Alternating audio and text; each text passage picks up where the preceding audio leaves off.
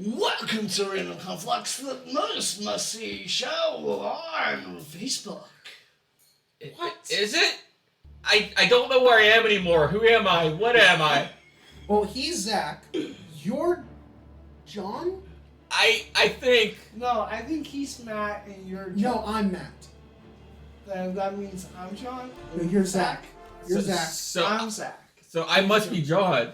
Yes, we got it! Yes. Okay, and are we on Facebook? Or are we on, Tube thingy? Tube thingy. It's We're Tube on thingy? the monkey's right butt cheek. But I don't want to be a butt mole. That sounded wrong, but I apologize for them. This is not where I saw this going. But again, you clicked on this video because it said random conflux. So just remember that. It's random. And it's gonna be random every time. And we are continuing. Exactly where we left off in the last video. Well, the last D&D video. Well, yeah, last D&D video. We're going to talk about D&D again in this video. But this time, it's a little bit more me talking, more like I ask questions, and then Matt will give a very lengthy answer to the question in question. Yeah, you search some And of then some of it will be maybe some JJ talking, but other than that, let's start this pony show. Yeah, you search some of the most commonly asked questions about D&D. Which I have in my hand. Why do you have to ask for length, man? You sound like somebody who wants more than I can give. I'm not asking for length. I just know I'm going to get length. Oh my, yes. And for the first question, the question is, does the game have to be about fighting dragons in dungeons? I don't really care about that sort of thing. No!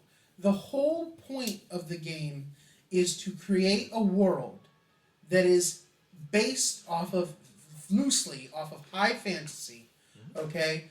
And it can be whatever you want it to be. For fans of Magic the Gathering, because the same company, Wizards of the Coast, owns both, I have in the other room a book called Guildmaster's Guide to Ravnica. That has nothing to do with Dungeons and Dragons. Nothing at all. And yet it's a whole book with races, classes, and storyline that I can tell based on that. I have a book called Eberron, okay? Eberron is based on Warforged and halflings and magic and mining and political intrigue, okay? I have a book called Curse of Strahd, which is based off of essentially the Dracula story, okay? You don't have to stick to Dungeons and Dragons. I am air quoting as I say those words. Because that's not what the game is about. That's how the game started. You traveled through a dungeon and you beat a dragon, okay? That was it, okay? But the game has evolved into so much more. I will tell you this right now. I ran a campaign a couple years ago, okay, that I called the Nostalgia Campaign. My players became Power Rangers, they became Force users, they had lightsabers, they had firearms, they had Super Saiyan blood in them, they made their own Frankenstein-like creations, Frankenstein monsters, okay, and they fought xenomorphs, and on top of that, Godzilla was in the campaign. So you can do whatever you want to do. So, like I said at the beginning of the video, long story short. Yes. But with that being said, Wrapping up? No, I'm kidding. No. No, we're not wrapping up. This I'm joking. is question 2, Okay. and it kind of comes from your answer from question 1, Okay. and in the sense, if I wanted to create a Dungeons and Dragons campaign based on an anime show, how easy, medium, or difficult would that campaign be? Okay, well here's the catch, okay? It depends on your DM, okay? There are, excuse me, there are DMs out there that they tell the story according to the books. Those settings I mentioned, Eberron, Curse of Strahd, Ravnica, those are settings with stories in them that the DM can sit there and read through the story, okay? It's called a campaign supplement or a module, okay? They can read through the module and tell you what the story is. Then you have DMs out there that can take a story like the world of Aliens and Predator, okay? Or the world of My Hero Academia. And they can take their time and adapt it, okay? And create stat blocks for the heroes and the villains and the monsters and the creatures. And it's not so much of how hard or difficult it is, it's how much time is the DM willing to devote to it. Also, there are many of the things that you're talking about already out there on the internet, okay? If you want to go play a Dragon Ball Z campaign right now, you can do it, and I could DM it for you, and I don't have to make anything because all the stats already exist on the internet, okay? We've actually done, you and me have done Dragon Ball campaigns once Yes, or twice. I even in high school, I made, because I didn't like the one I found on the internet, I took a week or two, and I made my own Super Saiyan, not Super Saiyan, but Saiyan race that went with 3 different paths. You either focused on Kaioken and other techniques, or you focused on becoming a Super Saiyan, or you focused on becoming a Zaru. And if you reached level 20 and you would focus on becoming a Super Saiyan, you finally were able to reach level 3. If you would focus on Kaioken, you were able to combine Kaioken with other techniques. Or if you would focus on becoming a Nazaru, you could become Golden Nazaru and become Super Saiyan 4. You know, there was different things that you can do with that. So adapting it to an anime isn't necessarily hard. It just comes down to how much time you want to put into it and if somebody hasn't already done it. And the third question, basically you answered in the second question, is phrased more like a sentence than a question. Okay. My job right now is to get you. It sounds really complicated. Is there a lot of math or acting involved in it? Okay, so here's the catch. This is something that a lot of people get twisted. They think that the game is math and acting. Incorrect, okay? When you make the character, okay, and 5th edition got really good about this. In 3.5, there was a lot more math involved. Heck, in the earlier editions, there was tons of more math involved. Look up something called THACO, and then you can thank me that it doesn't exist in D&D anymore. That's all I'm going to say. THACO. Moving on, that's a headache for anybody who wants to read about it. Remember how that's spelled. Anyways, but when you create the character, you figure out your stats, you figure out your health, you figure out your race, your class, your subclass, your background, all that stuff. Once your character is made, because technically that's the most mathematical or difficult part, leveling up is easy from there on out. Because each time you level, it's only a couple things you have to focus on. Okay? A couple stats you have to raise, a couple abilities you have to write down. Okay? That's the math part. It's not very math heavy. Okay? Sure, you have to be able to add or subtract, but that's about it. Because that's your buffs and your weaknesses. Mm-hmm. And that's pretty much it. Because if I have a perception check of +3, and I roll a d20 and I roll a 16, 16 plus 3, that's 19, right? I got a 19. That's my roll. I mean, so basic addition and subtraction you need to know.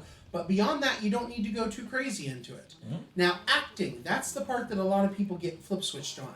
A lot of people get it twisted because they think you have to be a good actor. It's more imagination than it is acting. Exactly what I was going to say. It's more about using your imagination. Some people, they say they're not strong with their imagination, but D&D is a good way to stretch or build your imagination. Mm-hmm. Because you're doing something that uses the creative part of your brain. Now, this may answer another question you have, it may not, but this also answers this question that you just asked me. There is 2 ways primarily to play D&D. Miniatures and maps, or theater of the mind. And you can use a bit of both if you want. So actually 3 ways. But miniatures and maps is, if I tell you you're going into a room, I've got a map laid out that's got a grid on it. And you've got a miniature that represents your character. And I've got miniatures that represent the enemies. And we move them and we measure everything out and so on and so forth. Or I tell you, you enter a room, okay? And as you enter the room, it's a 30-foot sphere all around you. And below you, in the bottom of the sphere, is a writhing mass of tentacles. And high above you, a light glows from above and illuminates the room. What do? You know, that's theater of the mind. You're imagining it. You're being told a story, and you have to imagine what happens to your character. So, it's just coming up with what you think happens and being able to articulate it. And that's difficult for some people, but D&D is a great way to exercise that imagination muscle. Mm-hmm. But you actually were kind of reading my mind and answering my next question. I keep doing that. Which is, it's actually 3 questions I have pulled up here. Okay. That you literally just answered. Okay. But I'm going to re-ask those questions. Go ahead. And the reason why I tapped to JJ as he was walking behind me is because I wanted him to look at what I have pulled up here. And listen to you answering those questions. Yeah, about the miniatures and all that stuff. Yeah. You basically said you really don't have to act in order to play the game. And if you feel like you get silly acting or you feel embarrassed acting out your character, you can just say what your character does. it's more or less the imagination. And that was your answer with that question. Yeah, because, real quick, here's 2 ways, okay, as an example, okay? I say that my character talks to him in a polite and kind tone. That's not acting. That's just saying what you did. Yeah. This is the other way. Dear shopkeep, I very much appreciate what you've done for us. And if you would be so kind as to provide a shelter for the evening, it would be most appreciated, and I would be happy to tip you. Both of those are the same exact thing. Okay? So... And then the next question I have pulled up here is, how long does a game take to play? And I may end up asking that right after this next question. Do I need to spend a lot of money on books and equipment before playing? And that you actually answered before you let me ask these questions. Well, let me go into a little bit more on both of those accounts, okay? All right. If you know somebody that has all the books and is willing to share, whether they be in physical or PDF format, no, you don't have to spend a lot of money on books. All you need is 1 set of dice. Okay, a set of dice, like I mentioned in the first video that talked about D&D, is a D4, a D6, a D8, a D10 ones column, a D10 tens column, a D12, and a D20. That's 7 dice. Technically, that's all you need. If you want to get a little more technical, you need 4 D6 because it takes 4 D6 to roll each stat at the beginning. So that's 11 dice. Okay? Needless to say, all right, the dice are cheap. You can go to any local gaming store and pick up a set of dice for less than $5. Okay? I've seen them at the Dollar Tree before. They're at the Dollar Tree for a $1.25 or whatever. Okay? They're very easy to come by. If you want to be what they call a dice goblin, like my wife is, and you end up collecting dice that have liquid cores, a musical dice that make sound when they roll, they're 24 karat plated, they're made of glass, you can go ahead and do all that, or you can just pick up a simple set of dice and go. Okay? It doesn't require you to spend a lot of money. If you want to get your own miniature, have somebody paint it or paint it yourself and say, this was what represents my character, you can do that. Or you can just buy one online Heck, there's this place called, I think it's called Hero Forge online, where you can sit and design almost exactly what your character is supposed to look like. And they print it out Pay for it, you. they print it out for you, and there you go. Okay, it's good to go. And on the other end, I don't promote piracy, but PDFs are extremely easy to find. PDFs are extremely easy to find. That's all I'm going to say. I don't promote piracy either. But needless to say, it's not expensive. Yeah. Okay, it's really not. Okay, but let's say you do want to buy all the necessary stuff. All you need is a player's handbook, so that's $40. Okay, and if not cheaper, and then you need a set of dice. That's $5 if not cheaper. You need a pencil. That's a quarter. Okay, and you need some paper. And maybe a folder to keep the paper in. Done. Less than $50, you're covered for the rest of the time. But there are other books, there are other supplements. Now, to answer your other question, okay, how long does a game take? Games are wide and varied. There are games called one-shots that take place in a single evening, typically 2 to 3 hours of play for a whole game, okay? Then there are weekly, monthly, bi-weekly, bi-monthly sessions, okay? I have had a game last 6 years, okay? That's the longest game I've ever played in, the longest campaign. But the shortest game I've ever played was 2 hours. So, it just depends on your DM and what they're prepared for and what you're ready to devote yourself to. I think you actually had a quicker game than that, didn't you? Do one for a public speaking class? No, I didn't do a game. I prepared the class for it by giving everybody dice and character sheets. Okay. But I didn't actually run them through a game. Okay. I had 8 minutes to speak about D&D. I spoke about D&D, and you're supposed to mention the good and the bad. I even had a slide about the bad about D&D, okay? But I forgot to mention it, and the teacher gave me an A+, and then somebody raised their hand and goes, "What about the bad? You didn't mention that." And she goes, "Look, you were so convincing that we didn't even worry about what was bad about it. You still get the A+." And before you ask what is bad about D&D, there's a movie called Mazes and Monsters that a young Tom Hanks was in that was based off of a real story where a young man in real life got so involved in D&D that he mentally lost himself and became, on a mental level, his character and never recovered. Okay? Everything in moderation. Don't get too far into it. Don't look too far into it. Have fun and separate reality from fantasy. And that's all I gotta say. And the same can be said with video games. Don't delve too deep into that. Exactly. Same difference. Okay, I'm kind of out of questions on this. But if you have questions, I'm willing to answer them. And if there's questions down in the comments, please go ahead. Feel free to type the longest question you can think of. I'd happy to do a D&D commentary edition. That would be good too. But I do have some questions of my own. But this just kind of gets me in a flow here. So, one of the questions I have to ask, and this has to do with a lot of like wokeness and like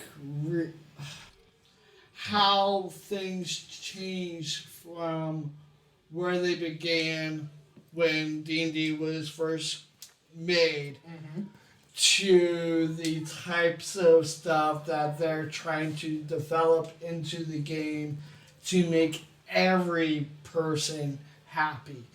And what compromises has D&D made that you think yourself is kind of a little too stupid, even to make even the woke people happy? Okay, so that is a Or very something that could be done a little bit better. that is a very loaded and specific question. So I'm going to reiterate with this. I think that they are taking away from the flavor of race by trying to make it so diverse. Orcs are strong, they should be strong. I don't care if you think your orc should be a skinny orc. Orcs are inherently strong. That's what I think. Okay? If you want to say that... If you want to... Orcs are inherently strong, so I think they should be strong. Okay? I don't think that we should take away from the individuality of each race just to be inclusive. But at the same time, I understand why they're doing it, because that is the status quo of how everybody is nowadays. They want inclusivity, they want diversity. So I'm not going to say to a player, oh, you have to be a strong orc. I'm going to let them do whatever they want, but in my opinion, if I'm going to play at orc, they're going to be a strong orc. And everybody has their own personal thing that they can do. What could they do better? They could try to develop a new mechanic that lets each race still be more individual without taking away from the individuality of the race. And that's what I think. Yeah, because at this point, like, you can pick a race and it can do pretty much anything because it doesn't really matter. And don't get me wrong, each race does have a couple of special abilities that are unique to that race, but they're even making it to where when Monsters of the Multiverse came out, many of the races had dark vision and they didn't have dark vision before. Many of the races had trance instead of sleep. They didn't have trance before. So there's things like that it bothers me, but I still would like to be able to see more racial uniqueness in them. I'm not trying to separate and go, oh, we have to be divided. I'm not saying that. I'm just saying that I like the uniqueness that each race brings, and I don't want that to become muddied or to become lost just for the sake of diversity. And I completely agree 100% with that. Yeah. I mean, there's a time and a place for things to be pushed more to the left-handed agenda. Mm-hmm. And then there's things that, hey, this was made in this particular way because it really helped create a diversity. Yeah. But let's say, and the reason why I bring this up is I had a friend that was a transvestite. Like, they were a guy that believed that they were a girl in a guy's body. Okay. Okay. So I have no problems against, like, gays, bis, whatever. And, like, but yeah, I'm not all about, like, the woke community. To me, it's, and everybody has whatever feelings they want on the whole shebang about that. But I don't think it should take over a whole culture just to make every individual person feel good about that culture. And here's something else. That's, again, and I talked about it last video, and I'll briefly mention it again. That's what Session 0 is for. If everybody at your table is quote-unquote woke and they want to play woke, you can do that. Yeah. That's why D&D is so wide and varied in what you can do with it, because it is the tools provided. It is not a requirement. There is even a paragraph in one of the books that says the rules are really guidelines, like Captain Jack said, or not Captain Jack, Captain Barbosa said. Well, Okay? that's also what the books are called, guidebooks, correct? Yes. Or a user's manual? Yeah, handbooks, yeah, but still. But that's the thing, okay? You want to have a set of rules that you can derive from, but there is a word called homebrew, okay? And homebrew I use very often. Homebrew means I took that rule and I adjusted it and I'm doing my own thing with it. You play at my table is going to be different than any other table you ever play at. Just like if you play at that guy's table, it's going to be different than any other table you ever play at, because everybody does their own thing. If you go to a local gaming store and you play Adventurers League, there's a good chance there's not going to be any homebrew rules because Adventurers League is by the book or quote-unquote rules as written. I'm air quoting when I say that. Okay? Rules as written says if this happens and you drop to 0 and you fail these 2 saves, your character dies and you got to make a new character. That's rules as written. But at my table, you drop to 0. You fail these 2 saves. You begin to drift into the inky darkness. Your vision closes to a pinpoint. And then suddenly, a voice calls out to you. It is the voice of the great Cthulhu. And he says, "Would you like a second chance at life?" So on and so forth. You can do things. You can have afterlife adventures. You can have characters brought back with suddenly, oh, this guy was a level 8 fighter, but now he's 1 level in Warlock because he made a pact with Cthulhu or the Raven Queen or whoever to save his soul so that he didn't die. You can have fun things happen without sacrificing the narrative. Another thing, and I'm going to shift a little bit to Star Wars in a sense of trying to make a point. Star Wars has changed so much because of how Catherine Kennedy wanted to make it more pushed towards the woman demographic by making them Mary Sue and Rey. And I know that people have made like Star Wars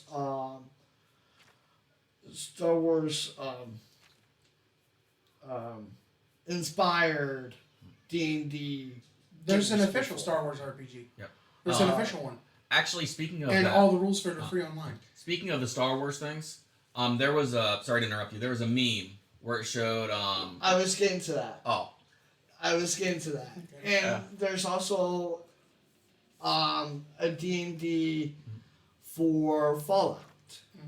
And Fallout came up with their own D&D after Fallout 3. And both are now doing well in movies, and both have a very attractive, strong, individual woman lead. But one is in Mary Sue and done very wrong.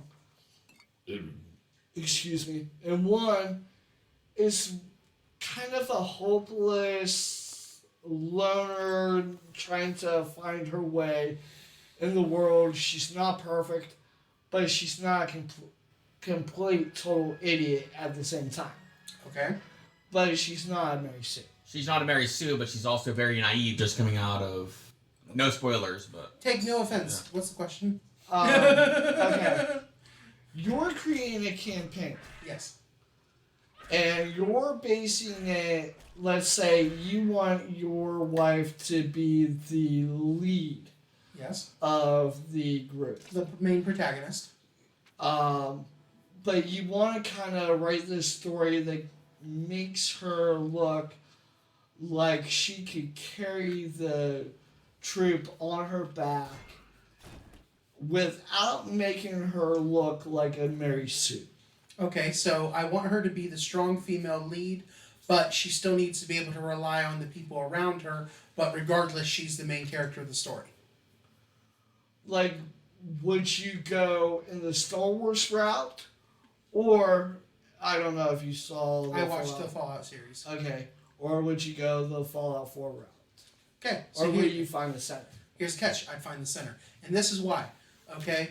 Yes, and Rey is what they call a Mary Sue. And for anybody who's listening, okay, who doesn't know what that means, basically, she's a Deus Ex Machina. She can do whatever she wants to do.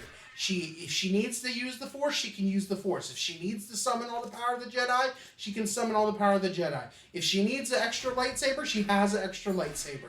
Whatever she needs it when she needs it, and it's just inborn, and she didn't have to learn it if she really didn't want to. that's a Mary Sue, that's a Deus Ex Machina, so on and so forth, okay? However, there is merit to such a character, okay? You can actually have a character that, let me take a more popular character that you actually like, okay? Somebody who, when they need to, they have the power to beat the opponent. Somebody that when they need to, they can reach that extra form. Somebody when they need to, they have just enough to keep on fighting. Goku! Anyways, okay, there are people out there like that are done well, that aren't completely Mary Sue's, aren't completely Deus Ex Machinas, but they still have enough humanity in them, like Lucy from the Fallout series, that's what I would do. Somebody who the group wants to rely on.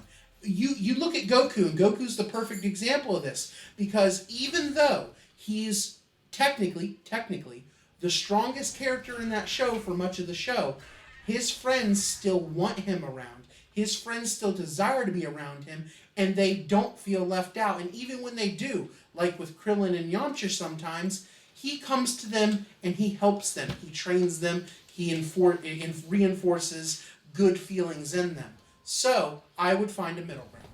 Well, look at the kind of character Goku is. Mm-hmm. One, he's a male. Mm-hmm. And two, He's working his he way up. was dropped on his head.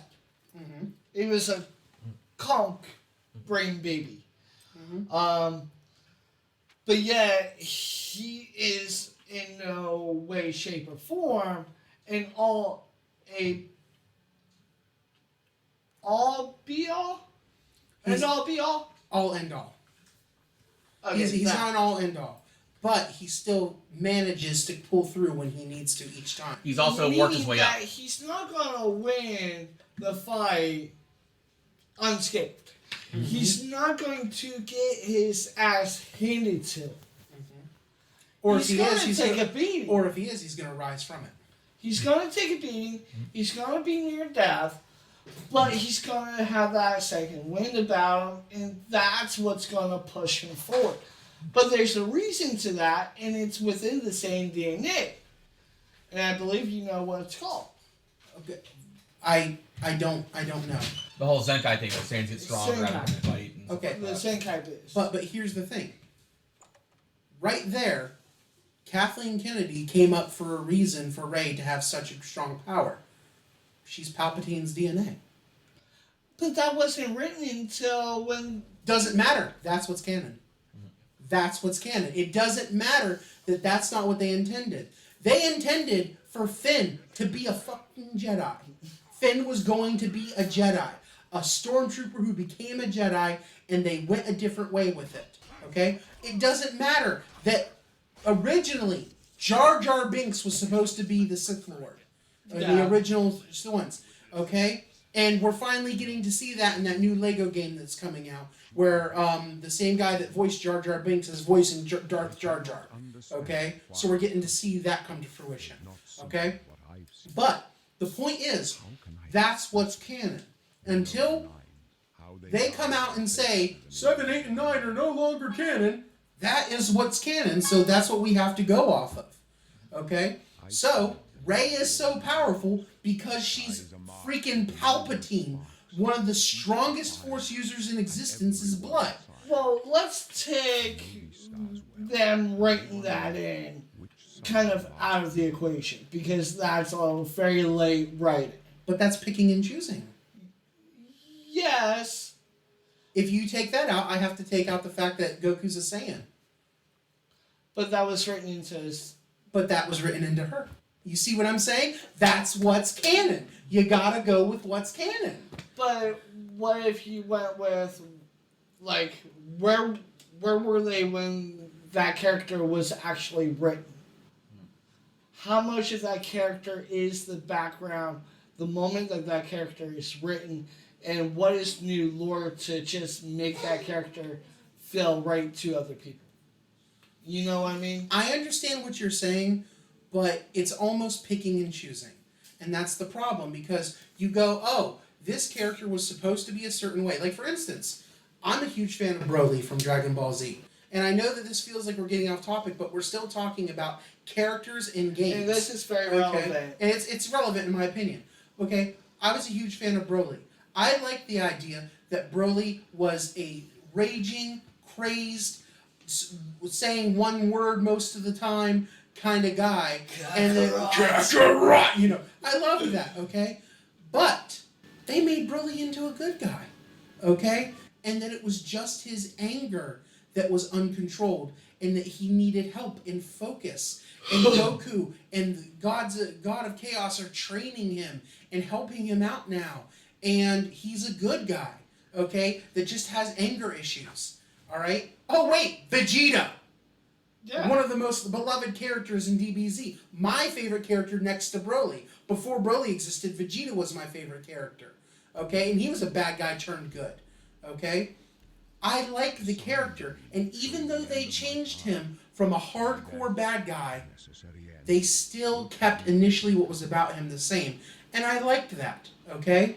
Even though they changed him, I still liked it, okay? I won't sit there and go, the old version of Broly is the real Broly. That's my Broly. Forget the new version.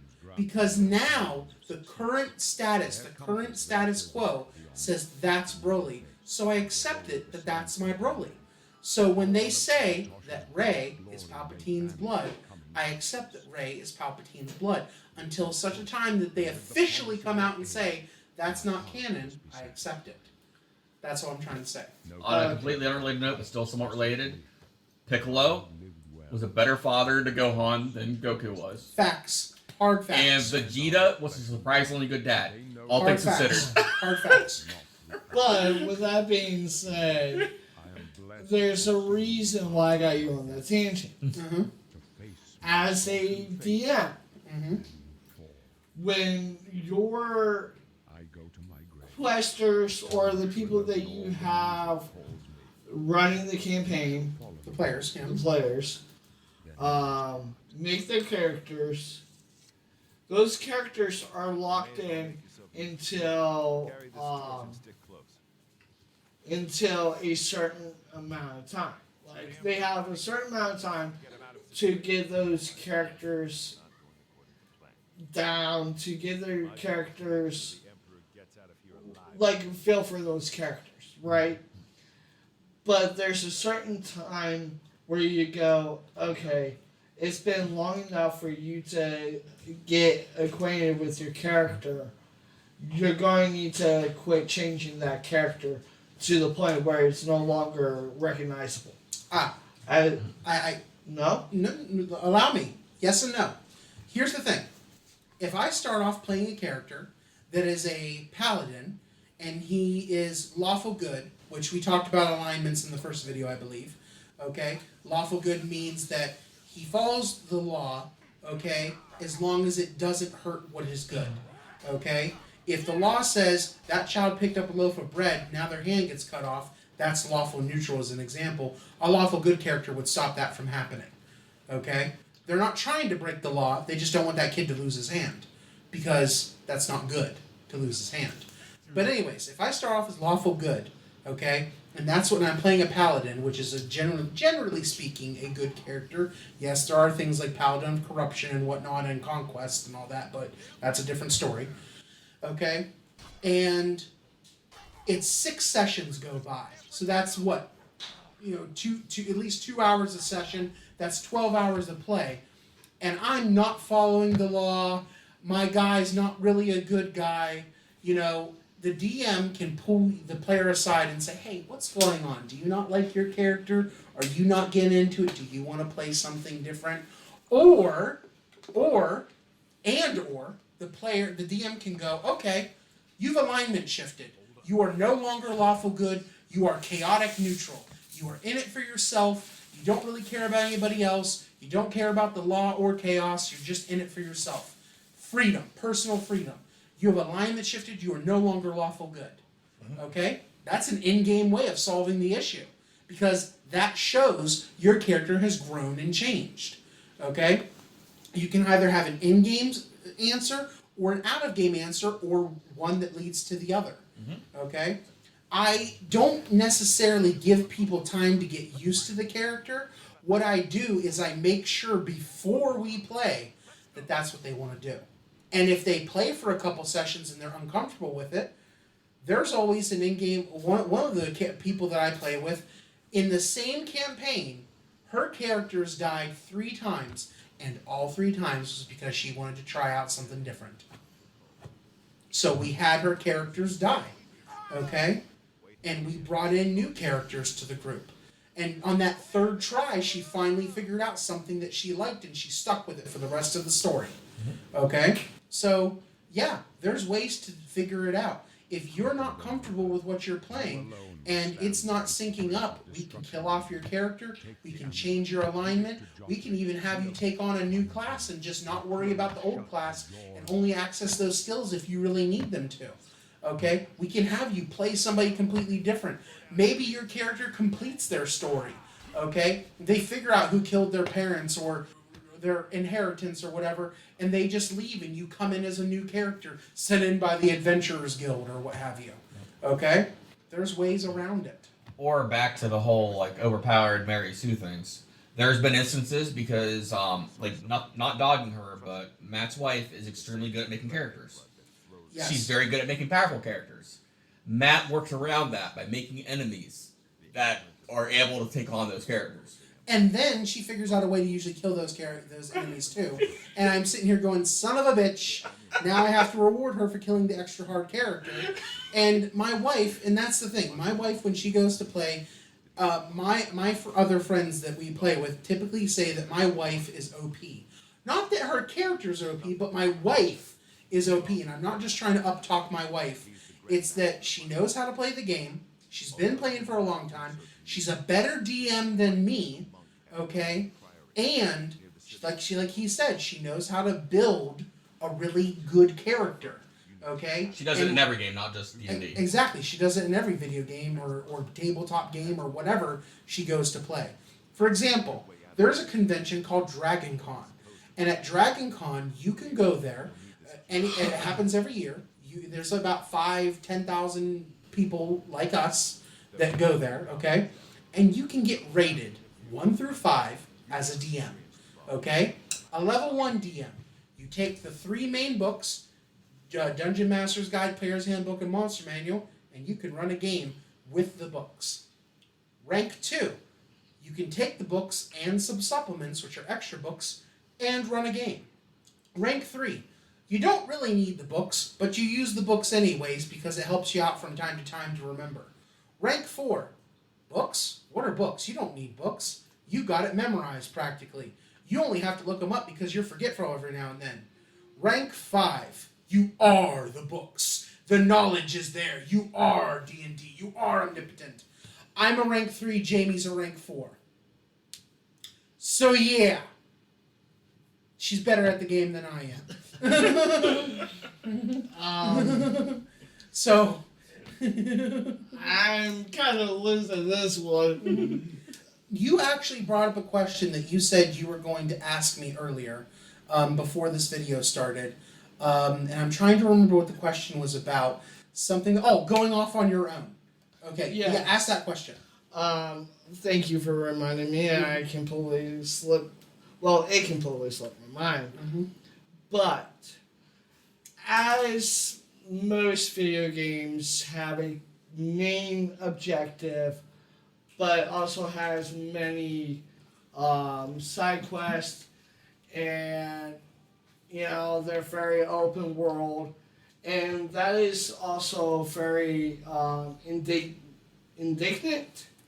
Indicative. Yeah, that. Okay. To D&D, because a lot of RPG type games carry a very similar aspect about it. Here's the start, here's the finish, but here's other side quests and different branches that the characters can go through. My question is how linear and how how linear should the quest be? And how difficult with the side quests should the quest itself be? And if there's a way to, for the party to separate for a certain time period because their goals go in separate directions, where is there a way to meet up with the same characters, or to the point, or is there a point where those characters are no longer available to the quest?